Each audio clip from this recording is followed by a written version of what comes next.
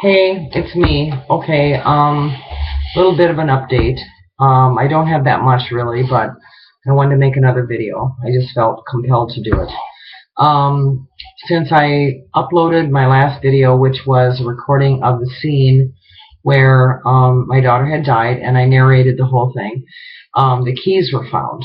The person that found the keys was the person that lived very close to the scene itself, and he was the first person on the scene when, well, he was the one that called the police and reported the car had been there for 3 days. So when the cops came, he was with the cops when they went down to the scene. He saw everything on the footbridge. He didn't tell me that he saw the body, but he knew where her body was in relationship to everything. He also had some information that she went down there on July 6th, and either on the July 4th or July 5th, his nephew had taken down a minnow trap and set it in the inlet area where I had portrayed in the video. And then when the nephew went back to get it, the minnow trap was gone. It was stolen. Somebody had taken it. So his point was that obviously nobody had been down to the scene since the minnow trap had been stolen, either on the 4th or the 5th of July, because otherwise they would have taken her personal belongings that were on the footbridge.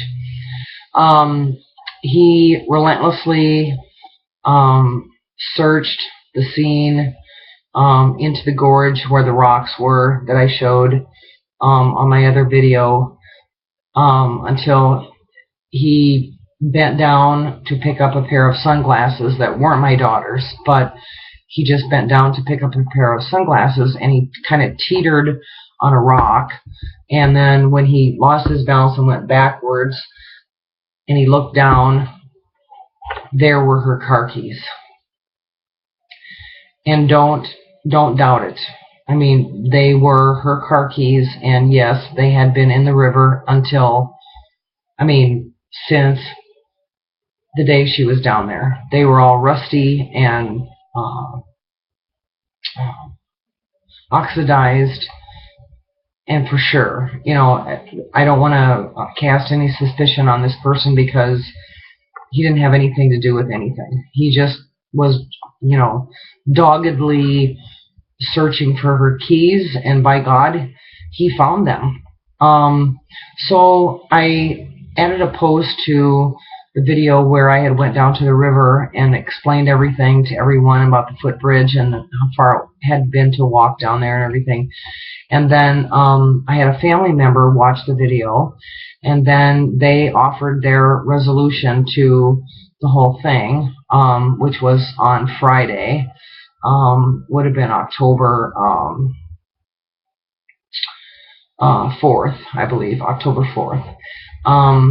That person called me and told me that they felt that she had accidentally dropped her car keys in the gorge water and then had somehow decided to go in after them. And at first I started crying my head off, because I finally had a reason and an understanding that she just didn't walk down there and just like fall over like a stupid idiot, that there had to be a reason why she got in the water, why she went there barefooted. And so I cried, and I was really upset about that and everything. So then the next day I called the person that had reported her car and the person that had been down there with the minnow trap and all that stuff and knew the area. And I told him what my family member's theory was. And he said that basically it didn't hold up because of the fallen tree. The fallen tree is the number one thing. When I shot the video in live action, when I fell down and was stupid and all that stuff, there was like a tree that was fallen down in the inlet. And if she would have went down right underneath the footbridge to retrieve her keys And I can see that she would maybe have tried to do that, but if she would have went down that embankment and tried to go into the water and get her, retrieve her keys, and then somehow got overcome and then drowned right there, and then the current, which I don't want to say his name, but the person that told me the current wasn't very strong, so it wouldn't have taken her, very far, because the current wasn't very strong and it wasn't very deep, maybe like 5 feet deep at the most, maybe less. Anyway, excuse me. So, such a basket case. But his contention was that she would have never gotten, her body would have never gotten past the tree that was fallen. So it would have gotten hung up on the tree. So then you can think, okay, so she walked down the path that I showed in my live video of the scene, and then she went in to the left. When I viewed to the right and stepped over a fallen tree and all that stuff, she might have went in to the left and then went in the gorge there, and then somehow thought that she would walk all the way back up and go under the fallen tree and then get back to where she was seated and then try to find the keys. But, logistically, and even if you were stoned out of your mind, you wouldn't think that would work. So this person doesn't buy that either. He thinks that finding the keys in the gorge and then where her body ended up are not really related to each other, which brings me to a really, as I try to figure this out, it brings me to one tragic scenario, and that would be that she was on the footbridge and she accidentally dropped her keys in the water, and she was so depressed, which I know she was, and really lonely and just at her wit's end, with depression and loneliness. And maybe after she lost her keys, she just said, basically, screw it. And then walked down the path and went all the way to the river where I pointed out the rock, with my camera, and I was pointing over there and showing the rock and everything.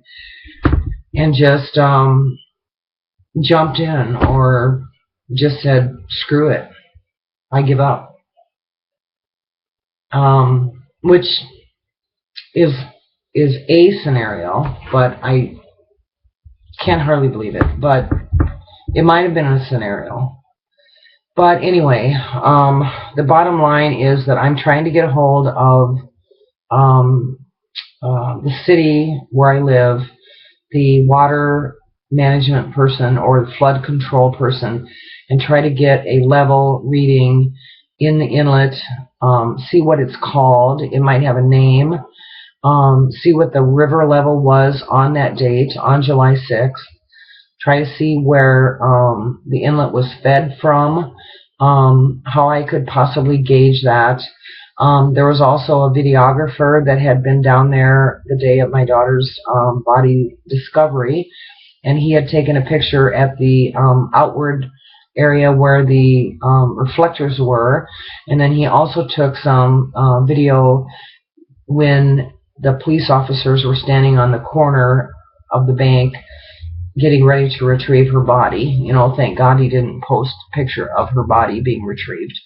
So anyway, I'm trying to get a hold of that guy and see if he accidentally or, happenstancely, took a video of the inlet water so I can see what the level is. But I do have this person that had called in her car, and the guy that knew everything was at the scene when her body was first discovered, and he can actually point out how deep the water was. So I'm going to shoot another video. I'm going to go down there okay, she dropped her keys and then she went down the gorge and tried to get in, and then I'm going to shoot everything from that perspective and then see if it makes any sense.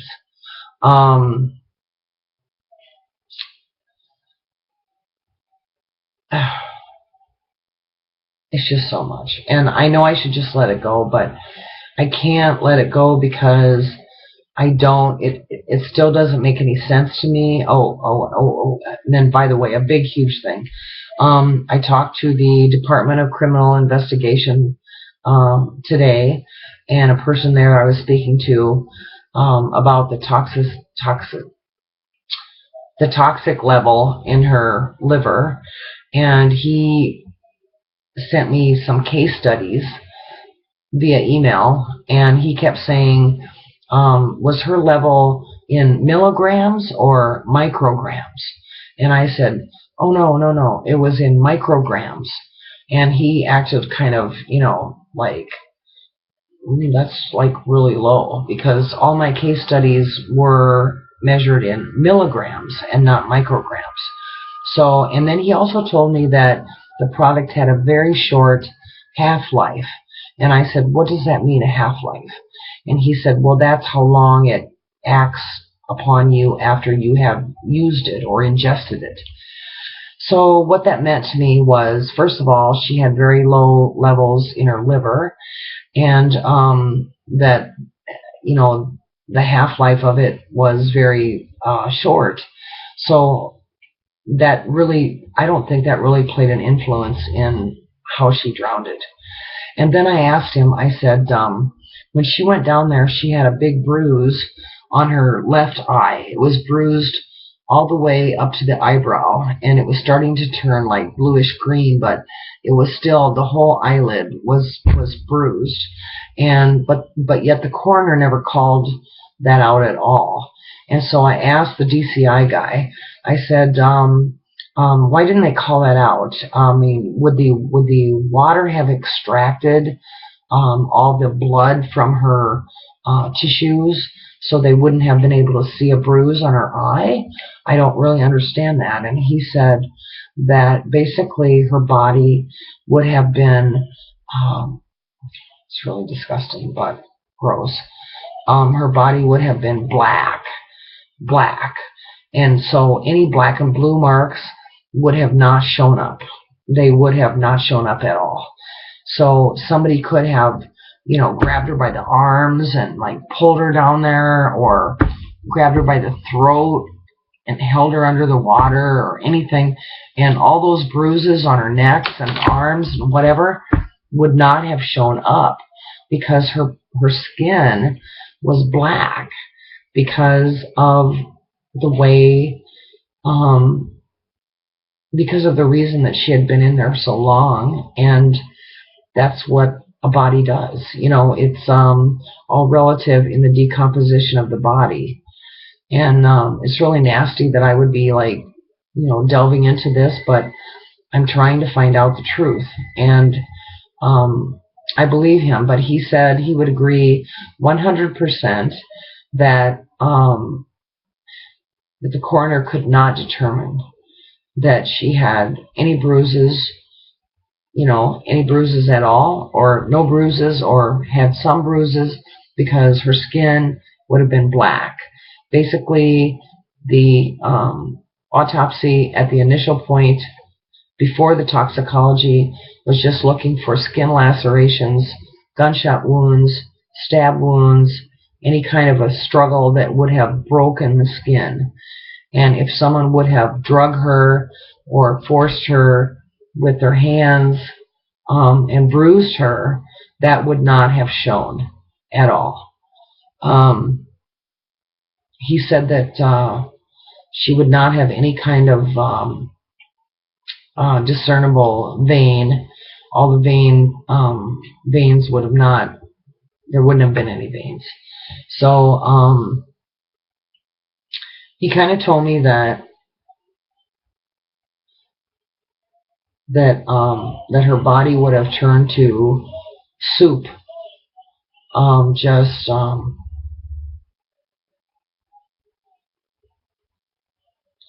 soup. The blood and other fluids would have just melted into one and not really been anything that you could test, and that's why they had to test her liver. But her liver levels were so low that he kept asking me, you know, was it in milligrams or micrograms? And I'm like, no, it was in micrograms. Anyway, the quest goes on, but I'm going to go down there on the pretense that she entered the water right under the footbridge and tried to retrieve her keys. And then I will have the person that turned her car in to be missing narrate or show how the water level was, how high the water level was. And then I'm going to also video the fallen tree, and then walk the gorge down, and then turn the corner, and then show you exactly where her body ended up. And then you guys tell me if you think that would have been possible, because I'm still in a search for the truth, and I won't just accept it. I need to know the truth. And I'm sorry if I offend some people by searching for the truth, but that's just the way it is, and I'm not going to stop until I get to a place where I feel comfortable, and I don't feel comfortable right now. So anyway, I know this video has like a lot of mistakes, but I'm really upset, obviously. And I will talk to you later, and thanks for watching again. Appreciate it. Watch for my video. I'm going to shoot it maybe tomorrow night, I think, on the 8th, 8th of October. Just a few days off from my birthday. It's going to be coming soon, but anyway, who cares? Don't have my daughter to celebrate it with me, but anyway, so check back in for that other live video that I'm going to shoot at the scene, and then let me know what you think about that. Thanks for watching. I appreciate it. Goodbye for now. See you later. Bye.